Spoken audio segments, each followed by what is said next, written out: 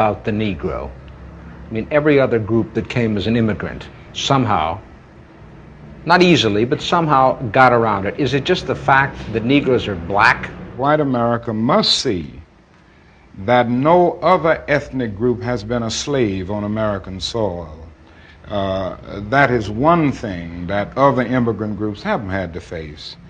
The other thing is that the color became a stigma. American society made the Negro's color a stigma. America freed the slaves in 1863 through the Emancipation Proclamation of Abraham Lincoln, but gave the slaves no land or nothing in reality, and as a matter of fact, to get started on. At the same time, America was giving away millions of acres of land in the West and the Midwest, which meant that there was a willingness to give the white peasants from Europe an economic base.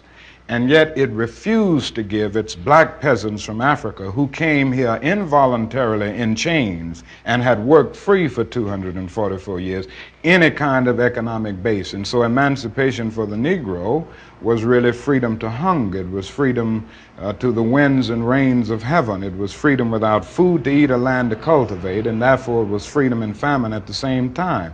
And when white Americans tell the Negro to lift himself by his own bootstraps, they don't look over the legacy of slavery and segregation. I believe we ought to do all we can and seek to lift ourselves by our own bootstraps, but it's a cruel jest to say to a bootless man that he ought to lift himself by his own bootstraps. And many Negroes, by the thousands and millions, have been left bootless as a result of all of these years of oppression and as a result of a society that deliberately made his color a stigma and something worthless and degrading.